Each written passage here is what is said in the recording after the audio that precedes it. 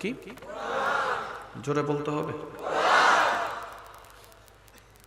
কোরআন, কোরআনুল করিম, কোরআনুল মজিদ, কোরআন শরীফ, এইখানে যা আছে সবকিছু কার বাণী?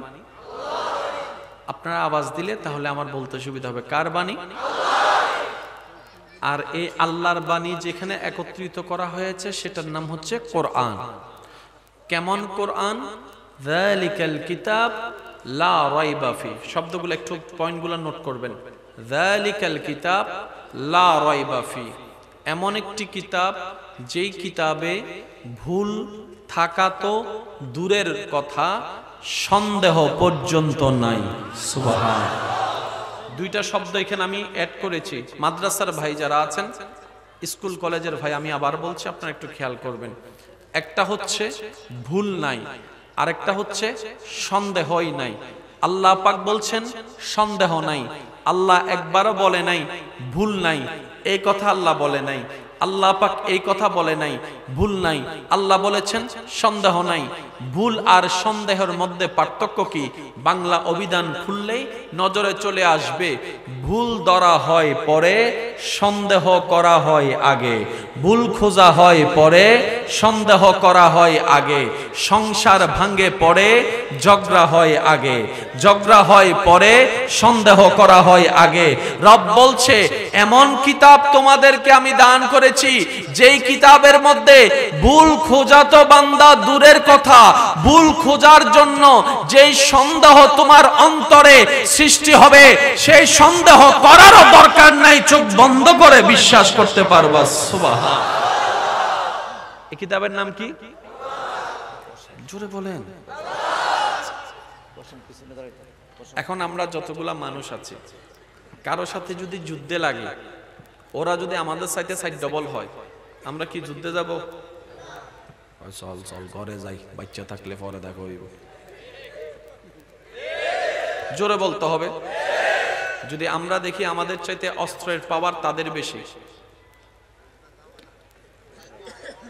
বলেন না রে ভাই? যদি আমাদের চাইতে 3 গুণ কম হয় তারা,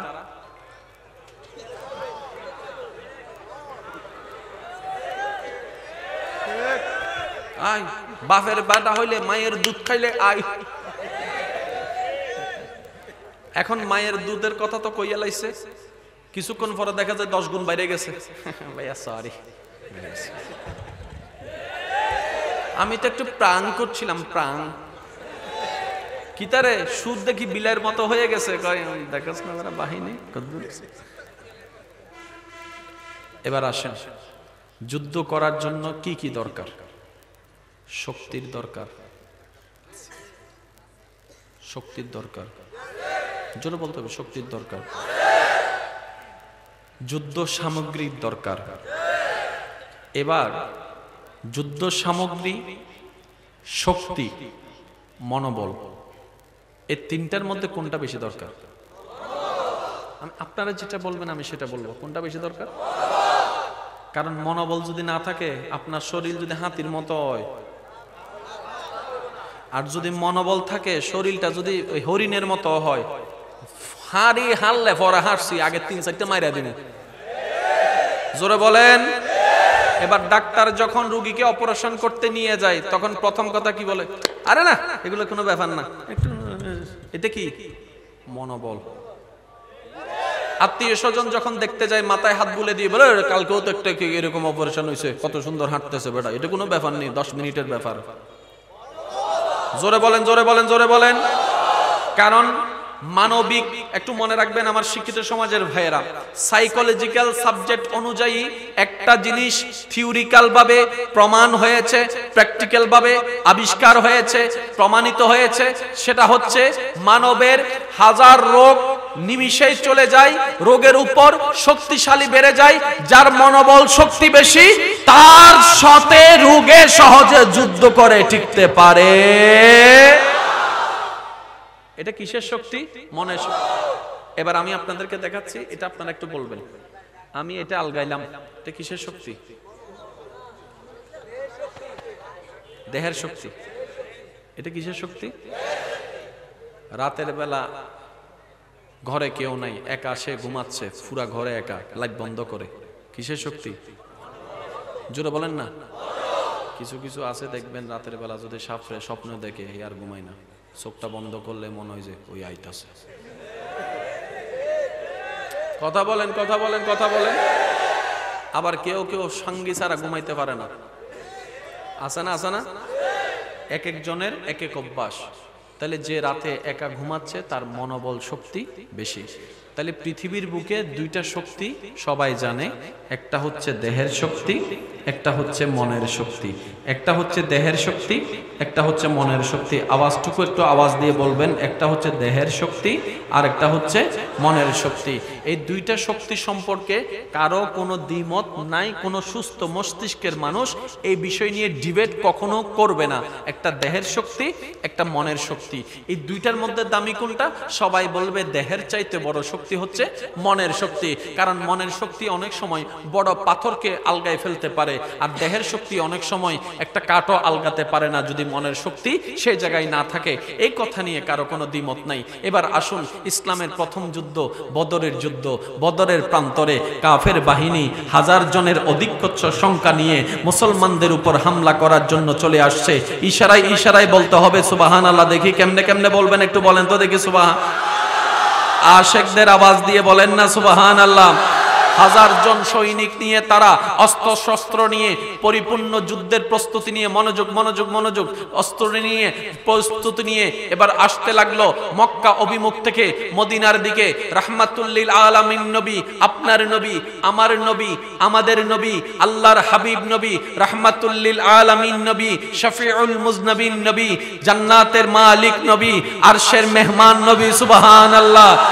আদমের নবী, মূসার নবী, ঈসার নবী, দাউদের নবী, ইব্রাহিমের নবী, ইসমাইলের নবী, ইউসুফের নবী, ইসহাকের নবী, ইসমাইলের নবী, ইব্রাহিমের নবী, দানিয়েলের নবী, মূসার নবী, ঈসার নবী, ওয়াইজ আখাযাল্লাহু মিসাকান নবিয়িন, আদমের নবী, সমস্ত কুল পয়গম্বরের নবীদের নবী, রাসূলের রাসূল, জিবরাইলের আকা, ইসরাফিলের আকা, আল্লাহ যাকে হাবিব বানিয়েছেন ওই নবী রাহমাতুল লিল আলামিনের কর্ণকুহরে যখন শব্দ চলে আসলো আমাকে হামলা করার জন্য, আমাকে শেষ করে দেওয়ার জন্য, ওই কাফের বাহিনীরা, আবু জাহেল বাহিনীরা আমার দিকে লক্ষ্য করে মদিনা অভিমুখে রওনা করলেন। এবার আপনার নবী, আমার নবী, মানবতার নবী, মায়ার নবী, ভালোবাসার নবী, মমতার নবী, মহাব্বতের নবী, উত্তম চরিত্রের অধিকারের নবী নিজে চিন্তা করলেন আমি যদি মদিনায় রয়ে যাই তাহলে হামলাকারী হামলা করতে গেলে, আমাকে টার্গেট করতে গেলে স্বভাবত একটা ঘর তো ভাঙবে, একটা মানুষ তো আঘাত করবে, একটা মহিলাকে তো আঘাত করবে, একটা বাচ্চাকে তো আঘাত করবে। আমি নবী চাই না আমার কারণে কেউ কষ্ট পাক। এবার নবী মদিনা থেকে ও বদর অভিমুখে রওনা শুরু করে দিলেন। সুবহানাল্লাহ। সাহাবায়ে কেরাম জিজ্ঞেস করে ইয়া রাসূলুল্লাহ যাচ্ছেন তো, যাচ্ছেন কোথায়? বলে যে হামলাকারী আসছে আমাকে হামলা করার জন্য, আমি এখান থেকে চলে যাচ্ছি যাতে আমাকে হামলা করতে গিয়ে মদিনাবাসী যেন কষ্ট না পায়। আমি মদিনাবাসীর কষ্টের কারণ হতে চাই না, কারণ আমি গজবের জন্য আসি নাই, আমি রহমতের জন্য এসেছি, ভালোবাসার জন্য এসেছি। কত সৌভাগ্য আমাদের, কেমন নবীর উম্মত হয়ে দুনিয়াতে আপনি আমি এসেছি। এবার নবী বদর অভিমুখে যখন চলে যেতে লাগলেন, এবার একজন একজন সাহাবায়ে কেরাম বলে ইয়া রাসূলুল্লাহ আপনি একা যাবেন কেন? আমিও আপনার সাথে যাব। আরেকজন বলে আমিও যাব, আরেকজন বলে আমিও যাব, আরেকজন বলে আমিও যাব। সুবহানাল্লাহ বলে না, একজন বলে আমিও যাব। এবার বলে যখন তারা সবাই যাওয়া শুরু করলো বদর অভিমুখে, সবারই জানা শুধু স্মরণ করে দিতে বলা। এবার মদিনাবাসী ফেল ফেল করে তাকিয়ে থাকে, বলে যাচ্ছ তো যাচ্ছ কোথায়? বলে যে যুদ্ধের ময়দানে। তো যুদ্ধ করার জন্য তো তলোয়ার দরকার, তলোয়ার তো তোমাদের কাছে তেমন নাই, বল্লম তো তেমন নাই, ওট তো তোমার নাই,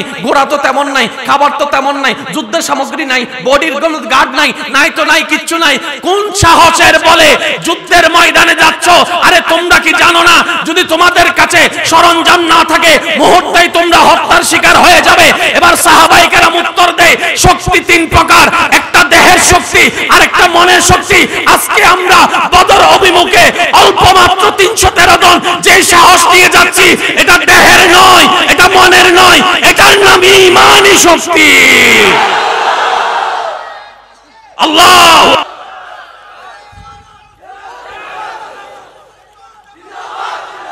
ও আমার ইমানদার ভাইরা, শক্তি এখন কয়টা দাঁড়ালো? আওয়াজ যদি ছোট হইছে আমি কিন্তু বোমা মারিয়ে দিব। ফগাটা ককটেল বোমা একটা আইছে। শক্তি কয়টা? একটা হচ্ছে দেহের, একটা হচ্ছে মনের, আর একটা হচ্ছে ঈমানের।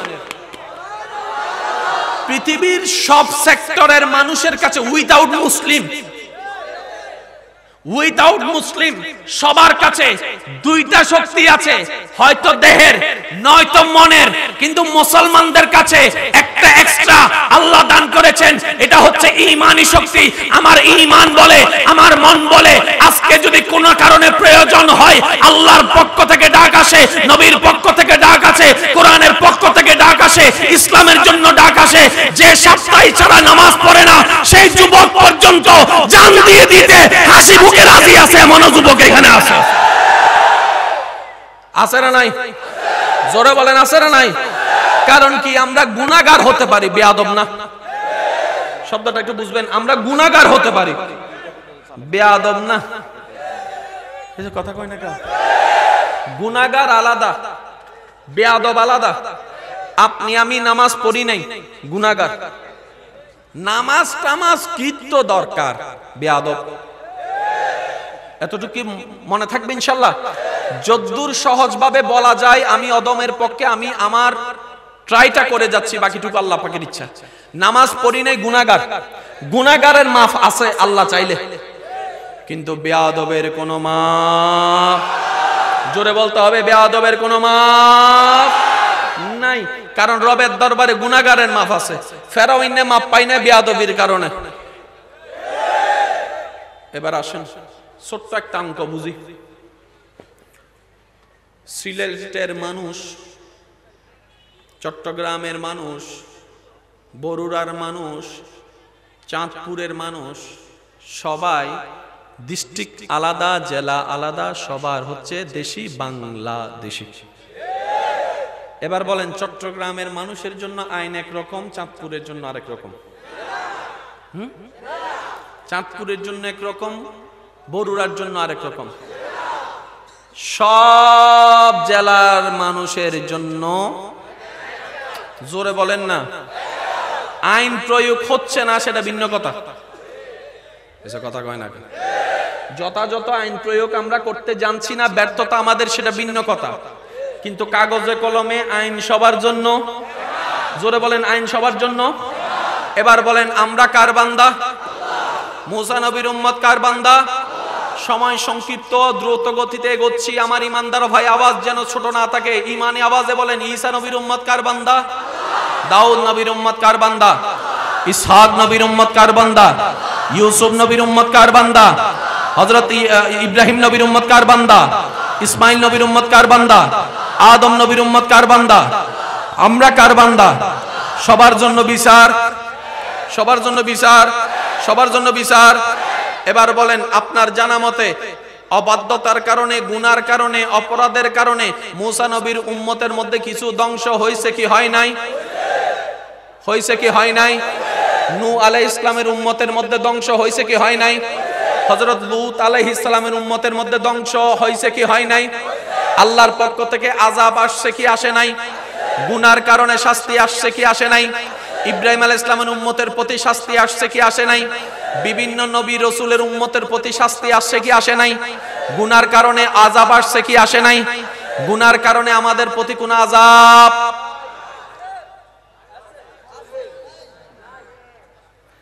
আযাব আসলে টিকতাম কেমনে?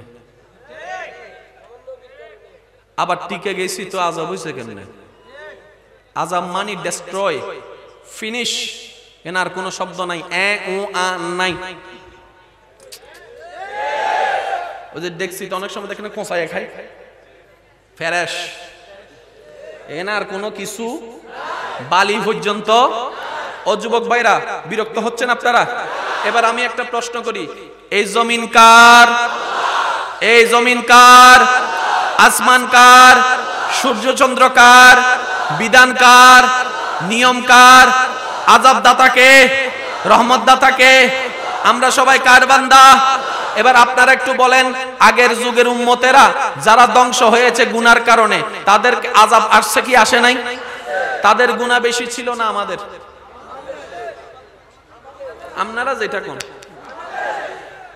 তাদের যুগে তো এটা, সেক্ষেত্রে গুনাহ আমাদের। তাদের যুগে তো ওই রেস্টুরেন্ট,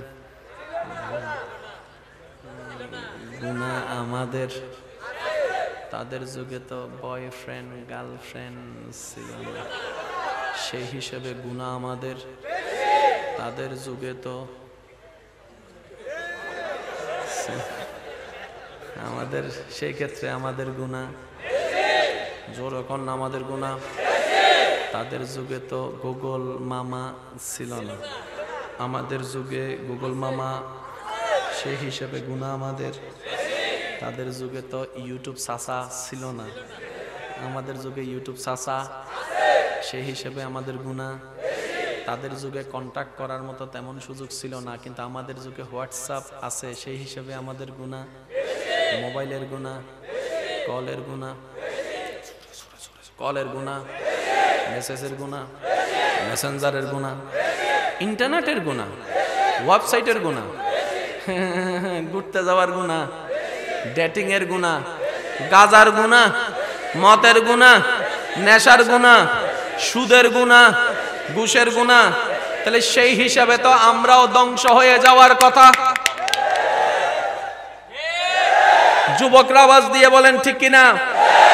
সেই হিসাবে তো আমরাও ডেস্ট্রয় হয়ে যাওয়ার কথা। অন্তরের কান প্রস্তুত রাখবেন, কেমন সৌভাগ্য আপনার আমার, আল্লাহর কত বড় দয়া। ওই ইব্রাহিম নবীর উম্মতের উপর আযাব যখন নাজিল হচ্ছে, আসমান তো দেখেছে, সূর্য তো দেখেছে, চন্দ্র তো দেখেছে, জমিন তো দেখেছে, ফেরেশতা তো দেখেছে। এবার সমস্ত সৃষ্টি রব্বে করিমের দরবারে ফরিয়াদের পর ফরিয়াদ জানাচ্ছে, মওলা এই জাতি তো এমন জাতি, ডেইলি 24 ঘন্টায় 24,000 গুনাহ করছে। চোখের গুনাহ আলাদা, জবানের গুনাহ আলাদা, হাতের গুনাহ আলাদা, চিন্তার গুনাহ আলাদা, মনের গুনাহ আলাদা, কর্মের গুনাহ আলাদা, আওয়াজের গুনাহ আলাদা, শব্দের গুনাহ আলাদা, সম্পর্কের গুনাহ আলাদা। নিজের সন্তান হয়ে মা বাবার গায়ে লাথি পর্যন্ত তুলছে, এমন সন্তানও পর্যন্ত আছে। প্রেমের নাম দিয়ে, ভালোবাসার নাম দিয়ে মেয়েদের জীবন নষ্ট করে দিচ্ছে, ছেলেদের জীবন নষ্ট করে দিচ্ছে। এমন হাজার মানুষ আছে, হাজার মানুষ আছে, হাজার মানুষ আছে। ইন্টারনেটে 6 লাভ করে ফেলছে, এমবির পর এমবি চলে যাচ্ছে। মওলা আযাব আসে না কেন? আযাব আসে না কেন? আযাব আসে না কেন? ধ্বংস আসে না কেন? রব্বে করিম বলে, যা বলার কোরআনে বলে দিয়েছি। এবার কোরআন ডাক দিয়ে বলে, ওয়ামা কানাল্লাহু লিয়ুআযিবাহুম ওয়া আনতা ফীহিম। রব্বে করিম বলে, আযাব কতদিন নাজিল করেছি, যতদিন জমিনে আমার হাবিবুল্লাহ মুস্তাফা নবী, রাহমাতুল লিল আলামিন নবী, আমার মুহাম্মদ নবী, আমার আহমদ নবী যতদিন জমিনে ছিল না, আযাব দিয়েছি। যেই দিন থেকে লাকাদ মান্নাল্লাহু আলাল মুমিনিনা ইয বাআসা ফীহিম রাসূলা, যেই দিন থেকে ওই তরাই আমার নবী গিয়েছে, আমি আযাব দেওয়া বন্ধ করে দিয়েছি। সুবহানাল্লাহ। এত গুনাহ করার পরও যে টিকে আছেন,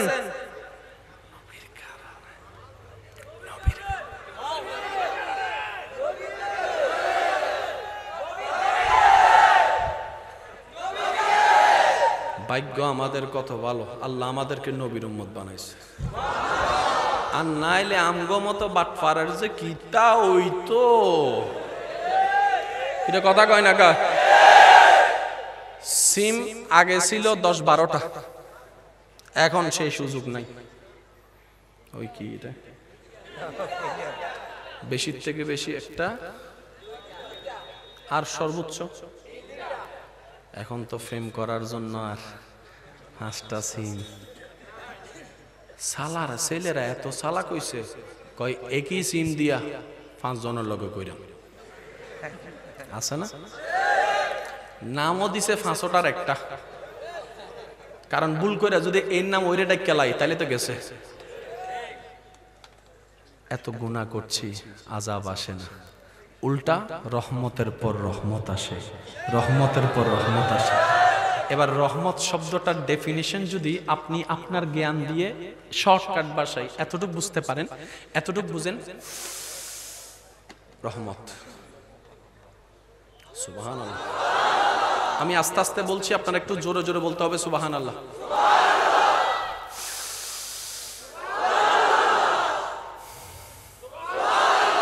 কারণ আল্লাহর হুকুম ছাড়া না নেওয়া যায়, না ফেলা যায়।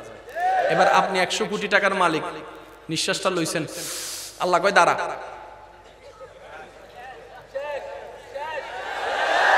তাহলে নেওয়ার জন্য রহমতের দরকার, ফেলার জন্য রহমতের দরকার। এবার খাবার খাইতেছেন না মিষ্টি, বুঝতেছেন না জাল, জ্বর হইলে যেটা লাগে,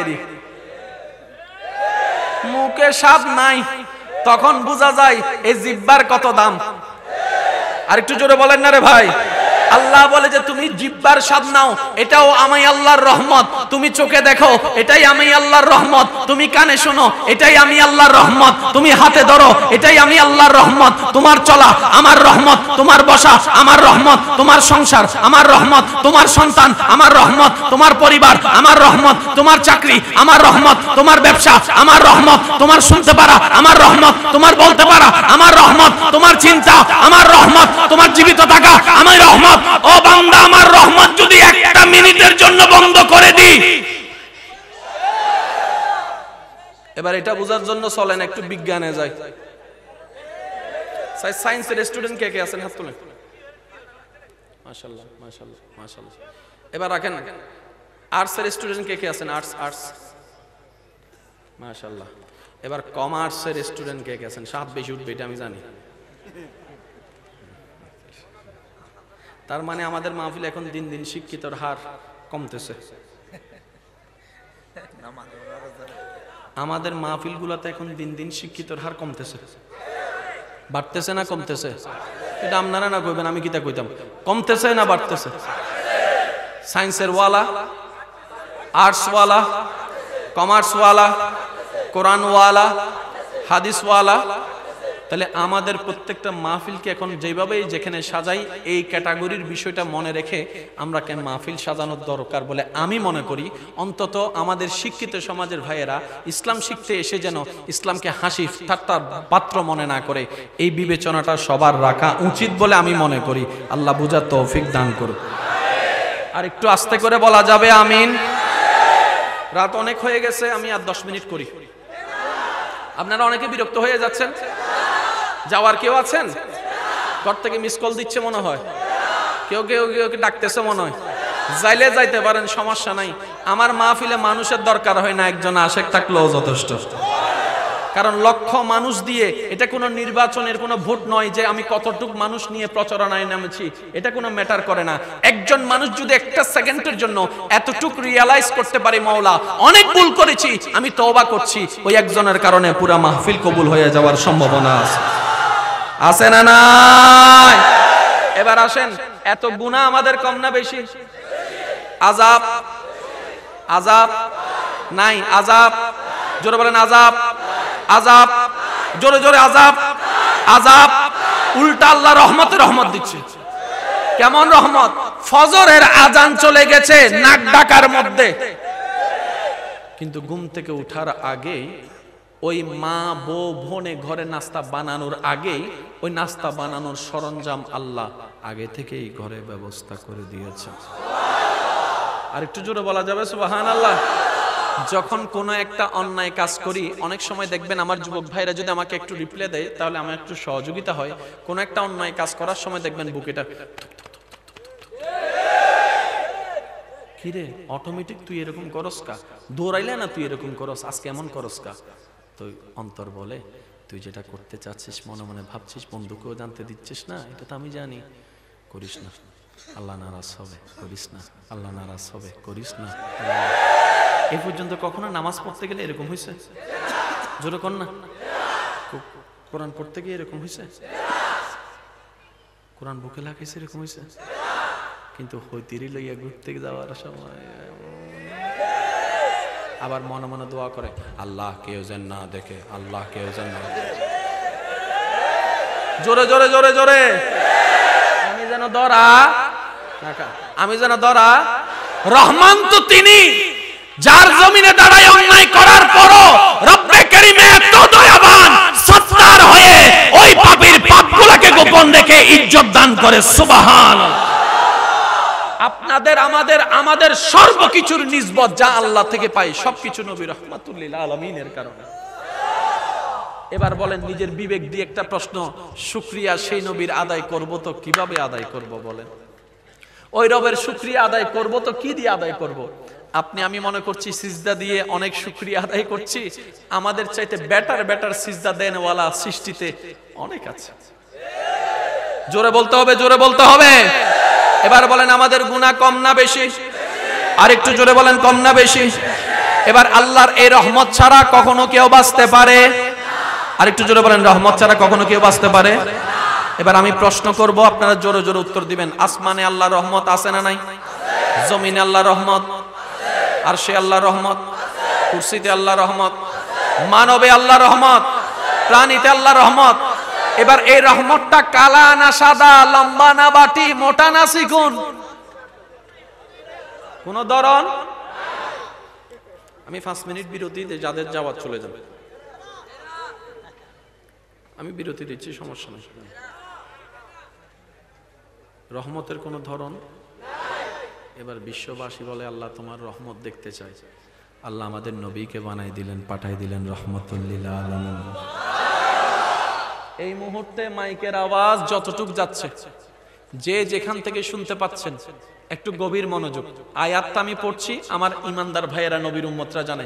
ওয়ামা আরসাল ইল্লা রাহমাতাল লিল আলামিন। এবার আওয়াজটা একটু সবাই জোরে জোরে বলবেন, ওয়ামা আরসালনাকা ইল্লা রাহমাতাল লিল আলামিন। বাণীটা কার? আল্লাহ। যেহেতু বাণী আল্লাহর, তাহলে গবেষণায় গবেষণা আছে, জ্ঞানে জ্ঞান আছে। আল্লাহ থেকে জ্ঞান পাইয়া নিউটনের যদি এত জ্ঞান হয়, আল্লাহ থেকে জ্ঞান পাইয়া যদি নীল আর্মস্ট্রং বিশ্বরেখা পাইলায়, আর সেই আল্লাহর কালাম হচ্ছে কোরআনুল কারীম। আল্লাহ বলছেন আমাদের নবী সম্পর্কে, গভীর মনোযোগ, ওয়ামা আরসালনাকা, मैंने आपको भेजा नहीं, मैंने आपको भेजा नहीं, भेजा नहीं, भेजा नहीं, আমি আল্লাহ আপনাকে পাঠাইনি। ওয়ামা আরসালনাকা, কা কা কুম নয়, কা কা কা কা, আমি আপনাকে পাঠাইনি, পাঠাইনি, পাঠাইনি। আল্লাহ তুমি কাকে পাঠাওনি? আল্লাহ পাক বলে যে তোমাদের নবীকে আমি পাঠাইনি। তো আল্লাহ আসলো যে, বলে যে কথাটা আগে শুনো না। ওয়ামা আরসালনাকা ইল্লা রাহমাতাল লিল আলামিন, আমি আল্লাহ জমিনে আদমকে পাঠিয়েছি, মূসাকে পাঠিয়েছি, ঈসাকে পাঠিয়েছি, দাউদকে পাঠিয়েছি। আদম আমার নবী, মূসাও আমার নবী, ঈসাও আমার নবী, ইব্রাহিম আমার নবী, সবাইকে আমি পাঠিয়েছি। তোদের নবীকে আমি পাঠিয়েছি। তো দুই পাঠানো যাতে এক না হয়, আমার বান্দারা যেন এক মনে না করে, তাই আমি বলে দিলাম ইল্লা রাহমাতাল লিল আলামিন। যেমন তেমন বানাই পাঠাই নাই, রহমতের ভান্ডার বানায়া পাঠাই দিয়েছি। আল্লাহর রহমতের ভান্ডার নবী রহমতুল লিল আলামিন। ভাগ্য আমাদের ভালো, ওই নবীর উম্মত হয়ে আমরা জন্মেছি। সব দিক দিয়ে আমরা বেস্ট এবং best, super best, roll number 1। কিন্তু চরিত্রের মধ্যে যাইয়া, আমি আমারটা স্বীকার করছি, আপনারা স্বীকার করতে কি লজ্জা পাইতেছেন? কোন না রে ভাই, চরিত্রের মধ্যে যাইয়া জিরো কন্যা, চরিত্রের মধ্যে, ব্যবহারের মধ্যে, নম্রতার মধ্যে, ভদ্রতার মধ্যে, আল্লাহর বান্দা হিসেবে এক, নবীর উম্মত হিসেবে এক, নবী পাইছি এক, কিতাব পাইছি কোরআন এক, সব দিক দিয়ে এক। আর বাকি জায়গায় আমরা যদি এটারে কোন রকম জিরোটারে হিরো বানাই ফেলতে পারেন, আপনি আব্দুল্লাহ থেকে ওলি আল্লাহ হয়ে যাবেন। আমি শর্টকাটে বলার চেষ্টা করছি। আমাদেরকে পাঠিয়েছেন কে ভাইয়া? পাঠালেন তো পাঠালেন কেন? নিশ্চয়ই কোন একটা লক্ষ্য আছে। সবাই এক বাক্যে বলবেন লিআবুদুন। আল্লাহ আমাদেরকে ইবাদতের জন্য পাঠিয়েছেন। তো ইবাদত করে কি হবে, এটাও তো জানার দরকার আছে। আপনারা বলবেন, আমরা বলবো ইবাদত করে আমরা জান্নাত পাবো, এতটুক না, না। আল্লাহ পাক আমাদেরকে জান্নাতেই যদি দিতে হতেন, ইবাদতের দরকার কি? এমনিও তো দিতে পারতেন। এখানে আবার মাঝখানে মিস্টার শয়তান আছে না, তাই গুতাই না, কথা কয় না, আরো জোরে কর না, কত গুতাই না। সে কি মাসে একবার গুতাই না? প্রত্যেক দিন 1 ঘন্টা গুতাই না, 24 ঘন্টা? এমনে গুতাই, এমনে গুতাই, এমনে গুতাই, এমনে গুতাই, মেজাজ দিয়ে গুতাই, রাগ দিয়ে গুতাই, হিংসা দিয়ে গুতাই, লোভ দিয়ে গুতাই, এমনে দিয়ে গুতাইতেই আছে। কিরে তুই গুতাস কা? কয় আমার ভয় লাগে, এই লাগা তোরে গুতাই। তো সাইরা দাস না আমারে, আমি তো অনেক গুনাহ করছি। কয় না, খুব খেয়াল করবেন। ও শয়তান তুই চাস কি? কয় তোদের কারণে, তোর বাপের কারণে আমি জাহান্নামে গেছি। এ বাপের ফুত হইল তুই, আমি একা জাহান্নামে যাবো? হইতো না, তোর বলেই যাবো। তাহলে তার চাওয়া কি? আমাদেরকে জাহান্নামে নিয়ে যাওয়া। এবার বলেন, জাহান্নামে নিয়ে যাওয়ার জন্য কি সওয়াবের দরকার না গুনার দরকার? জোরে বলেন না। জাহান্নামে নিয়ে যাওয়ার জন্য সওয়াবের দরকার না গুনার দরকার? গুনার দরকার। এবার আপনারা বলেন এই গুনাহগুলো আমাদেরকে করাইছে কে? তাহলে শয়তান। এখন আপনারা একটু বলেন আমাদের জীবনে কি সওয়াব বেশি না গুনাহ বেশি? আমি মোকাররম বাড়ির জীবনে গুনাহ বেশি। স্যার আমার মতো কে কে আছেন হাত তুলেন। এবার হাত নামান। তাহলে গুনাহ তার টার্গেট আমাদেরকে জাহান্নামে নেওয়া, জাহান্নামে নেওয়ার জন্য গুনার দরকার, আমাদের তো গুনাহ বেশি। এবার তো আমাদেরকে ছাইরা দিলেই তো পারে। শয়তান একটু বিরতি লো, 2টা সপ্তাহ আমারে থাকতে দে একা। কয়ে জীবনও ছাড়তাম না যতক্ষণ তোর দেহে নিঃশ্বাস আছে আমি লাগিয়ে আছি। আমি বললাম 50-এর মধ্যে আমার 10টা গুণ সওয়াব আছে আর বাকি 40টা সব গুনাহ, এখন তো ছাইরা দে। ছাড়তাম না। কিরে তুই ছাড়তে ভয় পাস কেন? কয় তুই তো রহমানের বান্দা, নবী রহমাতুল লিল আলামিনের উম্মত। পয়েন্টটা বুঝবেন। ও শয়তান ছাড়ো না তো ছাড়ো না কেন? কয় আমার ভয় লাগে। কেন ভয়? কয় আমি এত বছর গুনাহ করাইছি, তোমারে 40 বছর গুনাহ করেছি জাহান্নামে নেওয়ার জন্য। তুমি তো রহমানের বান্দা, তুমি তো গফফারের বান্দা, আবার এদিকে নবী রহমাতুল লিল আলামিনের উম্মত। আর তোমাদের জন্য আল্লাহ তো স্পেশাল দয়া করে দিয়েছেন। নবীর উম্মত যদি মন থেকে একবার দোয়া করে, একবার তওবা করে, আল্লাহ তার 40,000 গুনাহ মাফ করে দিতে রাজি আছে। তো তুই যদি বুট করে তওবা করে লাস, আমার 40 বছরের পরিশ্রম তো। সেজন্যই আল্লাহ শয়তান আমাদেরকে তওবা করতে দেয় না। একটু ভাইবা দেখেন, গুনাহ মাফের জন্য তওবার দরকার আছে না? গত 2 মাসে কে কয়বার তওবা করছেন? উত্তর দেওয়ার দরকার নেই, নিজেরা প্রশ্ন করেন। কি রে, গুনাহ মাফ হওয়ার জন্য তো তওবার দরজা খোলা আছে, আমি তওবা করলাম না তো না কেন? আমাদেরকে শয়তানে এই তওবা করার জায়গাটাই ভুলাই দেয়। সেজন্য আমি সবার কাছে অনুরোধ করব, আজকে থেকে চেষ্টা করবেন প্রত্যেকদিন রাত্রে ঘুমানোর আগে অজু করে শুতে। অজু করে শুয়ে সমস্ত কাজ শেষ করে বান্দা হিসেবে রবের দরবারে ঝুঁকে পড়বেন। বসে থাকেন কিংবা শুয়ে থাকেন, যে যেমনে পারেন, কিন্তু দিলটাকে হাজির রাখবেন। মাওলা, তোমার গুনাহগার বান্দাটা আসছে। মাওলা, আমি তোমার অপরাধী বান্দা আসছি। তুমি রহমানের দরবারে ভিক্ষুক হয়ে আসছে। ও মাওলা, এই গুনাহ শুধু জাহান্নামে নিচ্ছে তা নয়, এই গুনাহ আমার জীবন পর্যন্ত অশান্তি করে দিচ্ছে, পরিবার পর্যন্ত অশান্তি করে দিচ্ছে। এই গুনার কারণে আমার রিজিকের মধ্যে জামিলা চলে আসতেছে। এই গুনার কারণে আমার শারীরিকভাবেও জামিলা চলে আসতেছে। ও মাওলা, এই গুনাহ থেকে আমি বাঁচতে চাই। তুমি ছাড়া আমাকে মাফ করনেওয়ালা কেউ নেই। আর আমি 40 বছর পিছনে যাওয়া সম্ভব না, 20 বছর পিছনে যাওয়া সম্ভব না, যা করেছি তা মিটাই দেওয়া সম্ভব না। কিন্তু তুমি চাইলে তো সেকেন্ডের আগেও মাফ করে দিতে পারো মাওলা। সেকেন্ডের আগেও ও মাওলা একটু মাফ করে দাও না। প্রত্যেকদিন রাতে ওযু করার পরে তওবাকে জীবনের সঙ্গী বানায় ফেলেন। একবার ভাবুন, আপনি যদি মরণ পর্যন্ত 100 বার তওবা করার সুযোগ পান, একবার যদি তওবা কবুল হয়ে যায়, আপনার সারা জীবনের গুনাহ মাফ হয়ে যাবে। যখন গুনাহ মাফ হবে, শয়তানের গালে জোতার কিছু কথা বলেন। শয়তানের গালে জোতার, শয়তানের গালে জোতার। শয়তানে কয় খাইছে রে আমার 50 বছরের পরিশ্রম। সেজন্য শয়তান সবসময় লেগে থাকে। মনে থাকবে? তাহলে আজকে রাত্রে থেকে আমরা ঘুমানোর আগে কি করব? একটু জোরে বলেন না, কি করব? ওযু করার পর আমরা কি করব? তওবা করব। এবার মনোযোগ আছে আমার ভাইয়েরা? দেখি সবাই মিলে একবার ঈমানি আওয়াজ একবার দরুদ শরীফ পড়েন তো। আল্লাহুম্মা সাল্লি আলা সাইয়্যিদিনা মাওলানা মুহাম্মদ। আল্লাহুম্মা সাল্লি আলা সাইয়্যিদিনা মুহাম্মদ নাবিয়ানা শাফিয়ানা মাওলানা মুহাম্মদ। হক লা ইলাহা ইল্লাল্লাহ লা ইলাহা ইল্লাল্লাহ। ঈমানি আওয়াজ, হক লা ইলাহা ইল্লাল্লাহ লা ইলাহা ইল্লাল্লাহ। জোরে একবার বলেন মারহাবা। এবার আপনাদের একটা শরীরের ব্যালেন্স আছে। এখন আপনারা আমার সাথে একটু রিপ্লাই দিবেন। যার যত শক্তি আছে একবার বলেন সুবহানাল্লাহ। বলতে থাকেন আর নিজের শরীরের পরিবর্তনটা আপনারা দেখবেন। বলেন সুবহানাল্লাহ। এবার বলেন আলহামদুলিল্লাহ। এবার বলেন লা ইলাহা ইল্লাল্লাহ। এবার একটু বলেন তো আল্লাহু আকবার, আল্লাহু আকবার, আল্লাহু আকবার। এবার যতগুলা জিকির করেছেন, কোন জিকিরটা, কোন শব্দটা বলার সময় শরীরের মধ্যে একটু শক্তি বেশি লাগছে? রক্ত গরম কোনটাতে হইছে? ঠান্ডা চলে গেছে কোনটাতে? সাহস লাগছে কোনটাতে? এবার বুঝতে পারছেন বদরের যুদ্ধে জিতছে তো জিতছে কেমনে?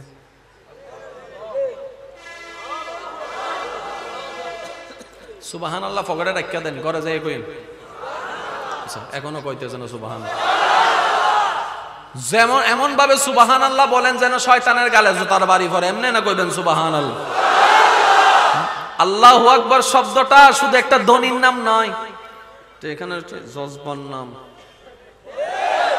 মুসলমানরা যদি ঈমানের সাথে কানেক্ট হয়ে আল্লাহু আকবরের ধ্বনি দেয়, বড় বড় দালান পর্যন্ত ঈমানি শক্তির সামনে হার মানতে বাধ্য হয়ে যাবে। কথা বলেন ঠিক কি না? সেজন্য এখনো পর্যন্ত কোন জাতি এমনি দূর থেকে ভয় লাগাই, এটা মাইরাম, এটা মাইরাম, এটা মাইরাম, তো সামনাসামনি আইস না। আমার দাদারা পারেন, আমরা কেমনে ভাইরাম? সেজন্য আমাদের মুসলমানদের সামনে সহজে কেউ আসতে, জোরে বলেন আসতে, উপর থেকে শুধু আকাশ থেকে। বুঝতে পারছেন আমার ভাইয়েরা? আজকে থেকে আমরা, আমার একটা আবদার, কোরআন একটু গবেষণা করবেন। তর্ক করার দরকার নেই, ঝগড়া অনেক হয়েছে। কোরআন হাদিস গবেষণা করার দরকার আছে কি নাই আপনারা এ বলেন। কারণ কোরআন হাদিস কখনো ঝগড়া শিখায় না, মোহাব্বত শিখায়। কখনো দলাদলি শিখায় না, একদল হওয়া শিখায়। কথা বলেন, কথা বলেন, কথা বলেন। কোরআন হাদিস কখনো অশান্তি করা শিখায় না, প্রেমের বাগান করা শিখায়। কথা বলেন ঠিক কি না? এবার আল্লাহ তাআলা নবী রহমাতুল লিল আলামিনকে রহমত বানাই দিয়েছেন। আমাদের নবীর ভিতরে গজবের কোনো অবস্থান, সেজন্য তায়েফের ময়দানে হামলা শিকার হয়ে কখনো আমাদের নবী আঘাতের পরে আঘাত দেয় না। সেই নবী বলছেন, উম্মত তোমরা যখন নামাজ পড়ো, ওই নামাজে তোমাদের শুধু ইবাদত হয় না, তোমাদের নবী আমি রাহমাতুল লিল আলামিনের অন্তর পর্যন্ত শীতল হয়ে যায়, ঠান্ডা হয়ে যায়। তোমরা যখন নামাজ পড়ো, রবের দরবারে সিজদা দাও, আমি নবী খুশিতে আত্মহারা হয়ে যায়। নামাজ ছাড়া যাবে? এবার নামাজ পড়লে আপনার লাভ কি, এটাও তো একটু জানার দরকার। লাভ দুইটা, একটা পরকালীন লাভ, একটা দুনিয়ার লাভ। কয়টা লাভ বলেছি ভাইয়া? 5 ওয়াক্ত নামাজের জন্য এখানে আজান দেয় না? মসজিদের মিনার থেকে যখন আওয়াজ আসবে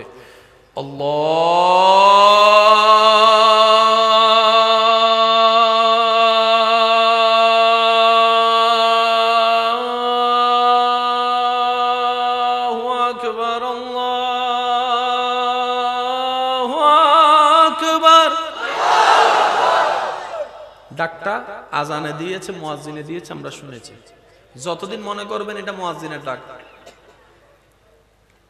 যেদিন থেকে বলবেন এটা মুয়াজ্জিনের ডাক নয়, আমার রবের দরবার থেকে ডাক আসছে, দেখবেন আপনার এই পা একদিন না একদিন হাঁটতেই শুরু করবে মসজিদের দিকে, যাই নামাজের দিকে, মুসল্লা। এখানে অনেক ভাইদের মনের একটা মনের চিন্তা আসে, কিরে নামাজ পড়ি মনোযোগ হয় না কেন? আমি দুই একটা কথা বলবো। যারা 5 ওয়াক্ত নামাজ পড়েন, আপনাদেরকে আমার পক্ষ থেকে স্যালুট। আল্লাহ আপনাদের এই নামাজকে কবুল করুক, আমিন। তবে একটা আবদার, মাঝে মধ্যে পারলে সবাই যখন ঘুমাই যাবে, রবের দরবারে প্রেম নিয়ে তাহাজ্জুদের মাধ্যমে একটু সিজদা দিয়ে মাঝে মধ্যে গোপন প্রেম, গোপন প্রেম। 5 ওয়াক্ত নামাজ আল্লাহর পছন্দ, কিন্তু তাহাজ্জুদ আল্লাহর বেশি পছন্দ, আমরা সবাই জানি, ঠিক না? এবার আসেন, যারা নামাজ পড়েন, আপনার কাছে আমার একটা আবদার, যখন ঘরে নামাজ পড়বেন, যাই নামাজটা বিছায়া, কি হয়েছে এখানে? কি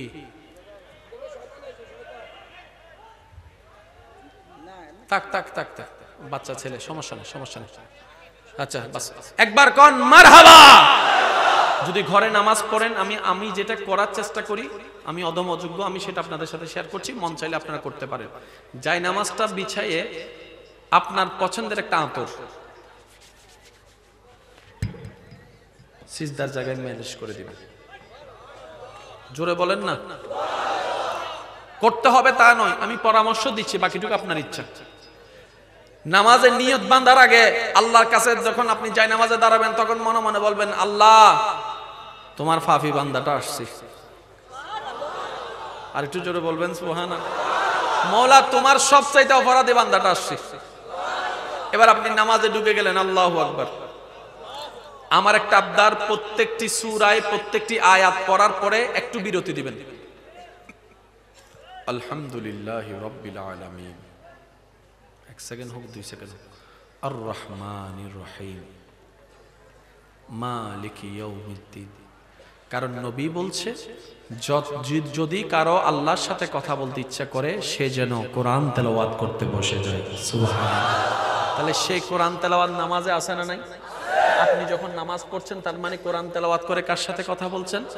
কথা কি এক নাগারে বলা যায় না বিরতি দেওয়া লাগে? এবার আপনি একদম স্লোলি ভাবে নামাজগুলা পড়ছেন, তেলাওয়াত করছেন, এবার রুকুতে গেলেন, আল্লাহু আকবার, সুবহান রাব্বিয়াল আযীম, একটু বিরতি দিবেন, এভাবে জিকিরগুলা করবেন, তাসবিহগুলা পড়বেন, যতক্ষণ পারবেন সিজদায় একটু সময়টা বাড়ায় দিবেন, সিজদায় একটু সময়টা বাড়ায় দিন। আপনার ব্যস্ত সময় থেকে আমার একটা আবদার, কখনো যদি সময় হয় 2টা রাকাত এইভাবে একটু নামাজ পড়ে আপনি দেখবেন, আপনার দিলের শান্তিটা আপনি নিজে অনুভব করে দেখবেন, আপনার মনের ফ্রেশনেস আপনি অনুভব করে দেখবেন। পৃথিবীর সব মানুষ, সব প্রফেশনের মানুষ, যে ধর্মেরই হোক না কেন, শান্তির খোঁজে আছে, কেউ শান্তি পায় নাই, বিলিয়নার ওয়ালাও শান্তি পায় নাই, কিন্তু রবের প্রেম সাগরে, নবীর প্রেম সাগরে ডুব দেনেওয়ালা ওই পাগল যে গাছতলায় বসে আছে সেও প্রশান্তির মুস্কি হাসি হাসতে জানে। সুবহানাল্লাহ। ওয়াল্লাযী আনজালাস সাকিনাতা ফি কুলুবিল মুমিনিন। শান্তি কোথাও নাই রবের দরবার ছাড়া, আর রব তাদেরকে শান্তি দেয় যারা রবের দরবারে অন্তর থেকে ঝুঁকে যায়। বলেন সুবহানাল্লাহ। এবার দ্বিতীয় নম্বর কথা, আমরা এখন দুনিয়ার ভিতরে না বাইরে? জোরে বলেন না, আরেকটু জোরে বলেন। আমরা এখন দুনিয়ার ভিতরে না বাইরে? আল্লাহু আকবার। এখন নামাজের ভিতরে, দুনিয়ার ভিতরে না বাইরে? দুনিয়ার বাইরে। মসজিদে এটা কি মসজিদ না? আচ্ছা, মসজিদে ঢুকার সময় আপনারা কোন পা দিয়ে ঢুকেন? বের হওয়ার সময়? বাথরুমে ঢুকার সময়? বের হওয়ার সময়? কেন এমন হলো? মনে রাখবেন, ইসলামের প্রত্যেকটা কাজ বিশেষ কারণ শনাক্ত করে, কারণ ছাড়া কিচ্ছু নাই। এবার মসজিদে ঢুকার সময়, ডান পা ঢুকার সময় আপনারা সালাতু সালাম দেওয়ার পরে আপনারা একটা দোয়া পড়েন, সেটা কি? সবাই মিলে বলবেন, একটু খুশি হব। আর একটু জোরে বলেন, আল্লাহুম্মা আফতাহ লি। ঢুকার সময় দোয়াটা পড়ছেন, বের হওয়ার সময়? আচ্ছা, কখনো কি আমরা ভেবে দেখেছি ঢুকার দোয়া একরকম, বের হওয়ার দোয়া আর একরকম? কেন? আমরা ভাবার টাইমে পাই না। আজকে শুধু উলামা ইকরামের দোয়া নিয়ে অদম অযোগ্য ছোট্ট একটি কথা বলতে চাচ্ছি। মসজিদ ব্যবসা, মসজিদ দুনিয়ার বাইরে, মসজিদের বাইরে দুনিয়া। এবার বলেন, ব্যবসা কোথায়? মসজিদের ভিতরে না বাইরে? একটু জোরে বলতে হবে, মসজিদের ভিতরে না বাইরে?